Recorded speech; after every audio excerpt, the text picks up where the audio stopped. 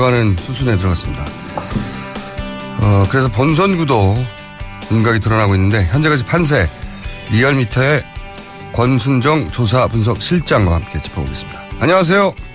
안녕하십니까. 네. 우선 전체 판세부터 한번 짚어보죠. 네. 네, 먼저 조사 개요부터 알려드리겠습니다.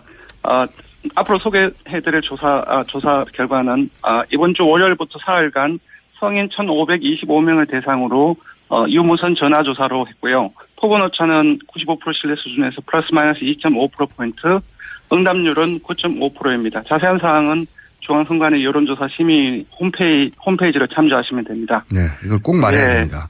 네. 방송에서 안 하면은. 예, 이번 주에는 예, 문재인 후보가 반등을 했습니다. 35.2%로 여전히 독주 체제를 구축을 하고 있고요. 네. 다음으로 큰 변화가 있는데 2위와 3위가 뒤바뀌었습니다. 네, 안희정 후보와 안철수 후보가 바뀐 거군요. 네. 맞습니다. 안철수 후보가 12%대에서 이번 주 주중에서는 17.4%로 큰 폭으로 상승을 했고요. 예. 반면 안희정 후보 같은 경우는 17.1%에서 12%대로 크게 하락을 했습니다. 서로 완전히 주고받았네요. 예. 네, 맞습니다. 이어서 이재명 후보도 소폭 하락해서 9.5%, 홍준표 후보 역시 소폭 하락해서 7.7%, 이어 김진태 후보가 5.3%로 소폭 상승했습니다. 김진태 후보가 꽤 두각을 보이고 있는 5.3%면, 네. 네, 크게 큰 폭은 아니고요. 한 네. 0.3%포인트 올랐습니다. 좀 볼 것은 문재인 후보가 충청도 그리고 TK, 호남 포함해서 전 지역 1위를 유지를 했고요. 네. 60대 이상을 제외해서 모든 연령층에서도 1위를 유지하고 있습니다. 좀 살펴볼 것은 저희들이 사무직과 자영업, 가정주부 이 3대 직군을 빅3 직군이라고 하는데요. 네. 이 직군을 포함해서 모든 직군에서 또 1위를 기록하고 있습니다. 대세로는 이어지고 있는 것 같습니다. 그렇군요. 이제 그렇다면 안철수 후보, 안희정 후보가 자리 뒤바꿈을 하면서 서로 5% 정도 상승, 하락 주고받았는데 이 5% 정도면 사실 그 큰 변화가 있을 때 한 번 오는 정도의 수치잖아요. 맞습니다. 네. 근데 저는 이거 보면서 선거에서 실력도 중요하고 다 중요한데 운이 제일 중요하다고 저는 개인적으로 생각하는데 왜 그런 생각을 했냐면 일단 안희정 후보 제 분석에 맞나 좀 봐주십시오. 그 안희정 후보가 이제 경선 가능성이 낮아지면서 지지율이 빠진 건데 1차적으로 그죠? 네. 예. 그 중에서 안희정 후보의 표 중에 이제 보수표가 있는데 그 보수표가 갈 곳을 찾다가 맞습니다. 그 직전에 마침 국민의당 경선이 있었어요. 네네. 그러니까 타이밍상 그 효과를 많이 가져간 편인데 만약에 홍준표 후보가 그 전날 네네. 자유한국당의 후보로 확정됐다면 그때 홍준표 후보가 이 득을 좀 많이 봤을 텐데 네네. 이건 그냥 운이거든요. 요 부분은. 운이라고 하면은 구체적으로 좀 분석하기 좀 힘들고요. 좀 살펴볼 게 있습니다. 이게 제 말은 다른 요인도 많은데 네네. 요 시점상의 운, 선거에서 그거 굉장히 중요한 건데 운도 참 좋다. 네. 네네. 안철수 후보한테는 굉장히 적절한 시점에 호남에서 승리한 그렇죠. 것이죠. 예. 예, 호남 경선이 흥행을 했고 그것도 운이라면 운이라고 할 수 있고. 그건 노력이죠. 예. 예. 문재인 후보가 호남에서 사실상 압승을 하지 않았습니까? 그 이후로 사실상 이제 보수층에서는 이제 기대할 수 있는 후보가 없다 보니 그렇죠. 지금까지 옮겨가는 거죠. 예, 안희정 지사한테 사실상 차악으로서 지지를 해왔는데 보수 입장에서의 차악. 예. 맞습니다. 예. 호남 경선에서 이제 패배함으로써 이제 보수층에서도 안희정도 안 되는구나라는 생각을 하기 시작했고 예. 그러면서 지지율이 급격하게 빠졌고 그리고 안철수 후보하고 안희정 후보의 지지층이 상당히 겹칩니다. 그러니까요. 이 말은 뭐냐면 지금 빠졌던 이제 안 지사의 지지층이 대다수가 안철수 후보로 가게 된 거죠. 지금 안희정 후보의 지지층을 크게 보면은 민주당 지지자도 있지만 나머지 반은 지금 말씀하셨듯이 보수정당 지지층, 자유한국당, 바른정당 그리고 국민의당 지지층이 혼재 있었죠. 맞습니다. 문 후보하고 이재명 시장과는 완전히 다른 지지층 구성인데요. 문재인 후보나 이재명 시장 같은 경우 민주당 지지층에서의 구성비가 상당히 높습니다. 반면 안희정 후보 같은 경우는 반 정도는 민주당 지지층이고 반 정도는 구여권이라고 할 수 있는 자유한국당이라든지 바른정당, 국민당까지 포함해서 비민주당이 반 정도를 차지하고 있습니다. 네. 네. 그러니까요. 그 지지율이 안희정 후보 지지율이 자유한국당, 바른정당 그리고 국민의당으로 나눠질 것을 국민의당 쪽으로 많이 몰려갔다. 그러니까 이건 맞습니다. 운이 좋다고 하는 건 네네. 하필 그 경선 시점이 그런 거는 다른 당의 경선 시점을 마음대로 할 수 없잖아요.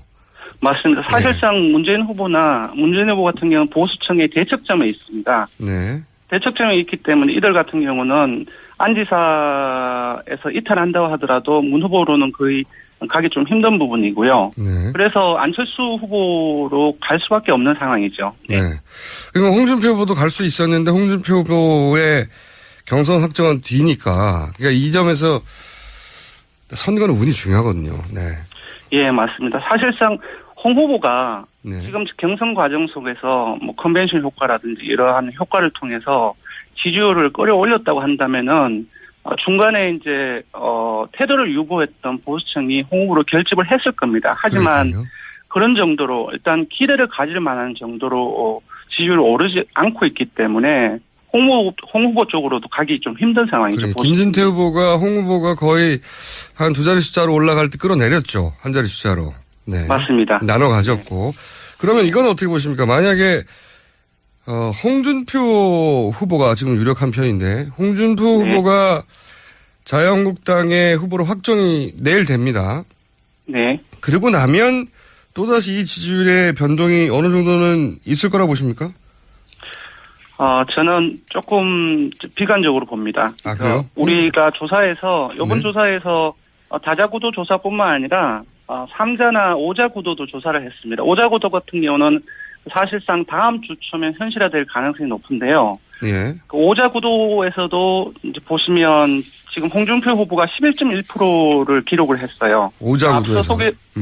앞서 소개해드린 다자 구도에서는 7.7%, 김진태 후보가 5.3%인데 합치면은 13%입니다. 오늘 한 1.9%포인트가 빠졌지요. 그렇군요. 그러니까 선수를 뺏겼군요. 홍준표 후보는 지금.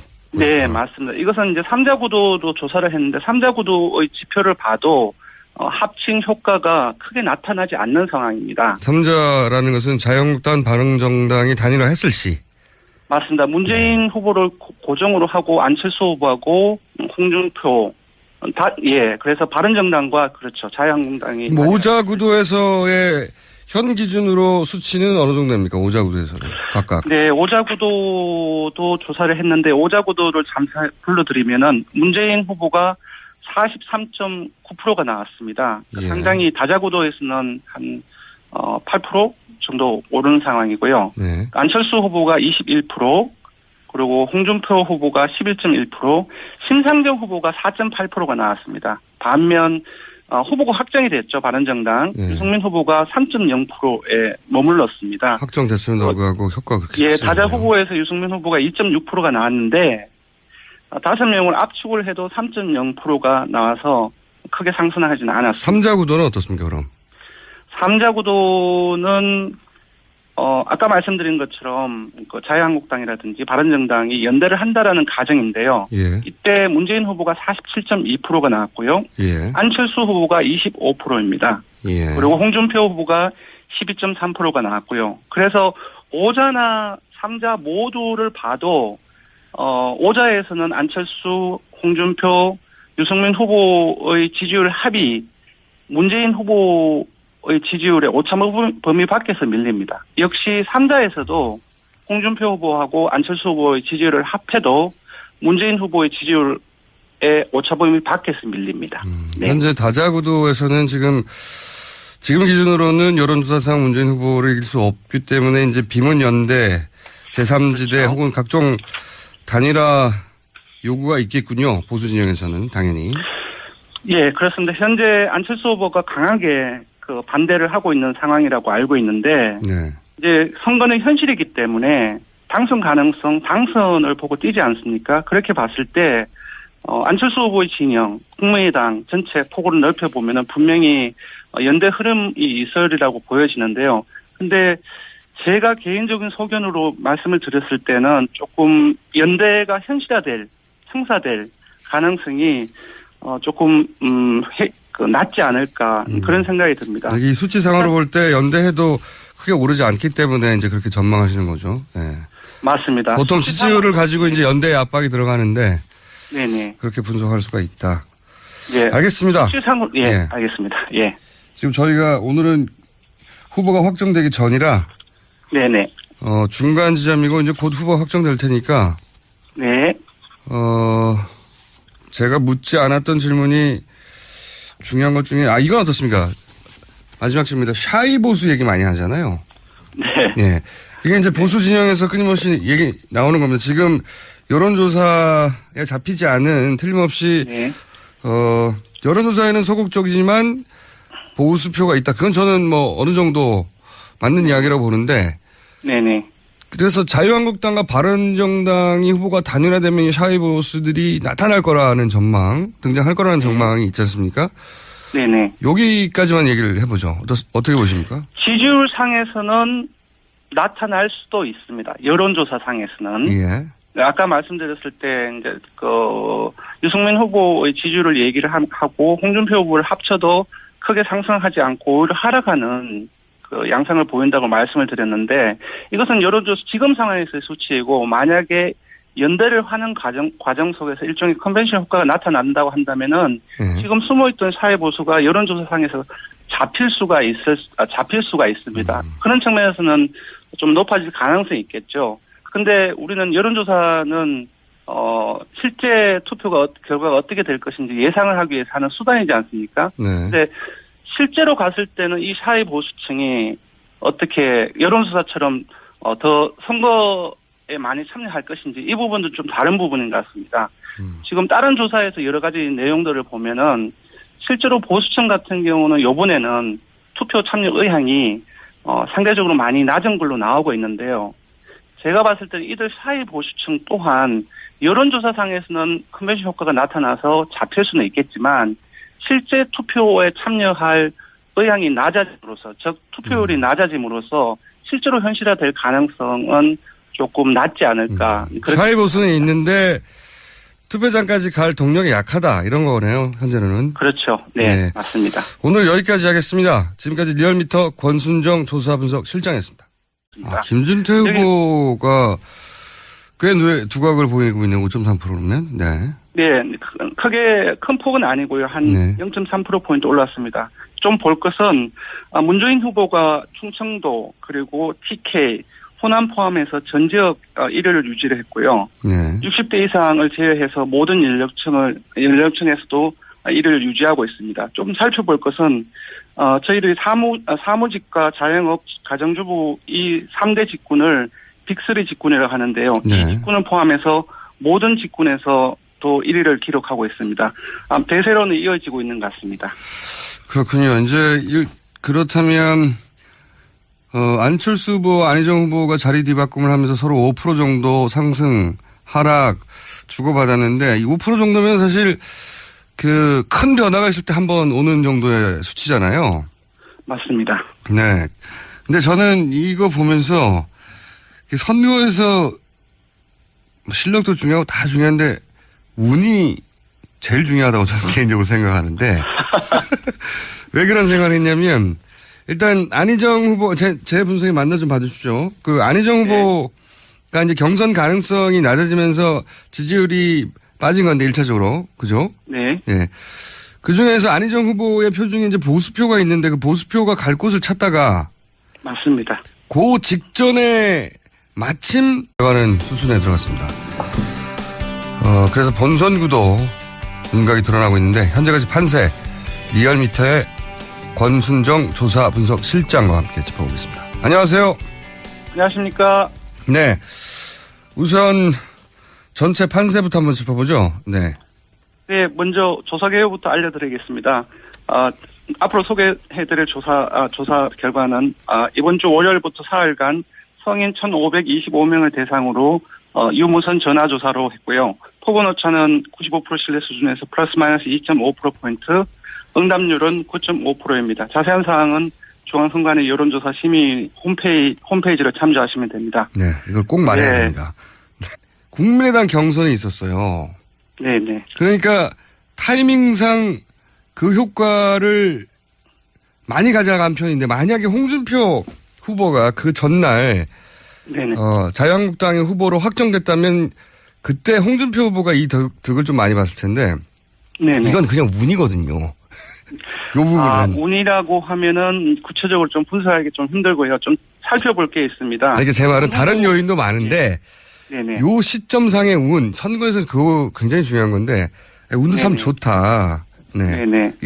안철수 후보한테는 굉장히 적절한 시점에 호남에서 승리한 그렇죠. 것이죠. 예.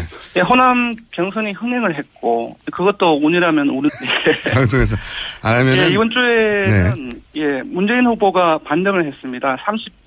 35.2%로 여전히 독주 체제를 구축을 하고 있고요. 네. 다음으로 큰 변화가 있는데 2위와 3위가 뒤바뀌었습니다. 네. 안희정 후보와 안철수 후보가 바뀐 거군요. 예. 맞습니다. 안철수 후보가 12%대에서 이번 주 주중에서는 17.4%로 큰 폭으로 상승을 했고요. 예. 반면 안희정 후보 같은 경우는 17.1%에서 12%대로 크게 하락을 했습니다. 서로 완전히 주고받았네요. 예. 네, 맞습니다. 이어서 이재명 후보도 소폭 하락해서 9.5%, 홍준표 후보 역시 소폭 하락해서 7.7%, 이어 김진태 후보가 5.3%로 소폭 상승했습니다.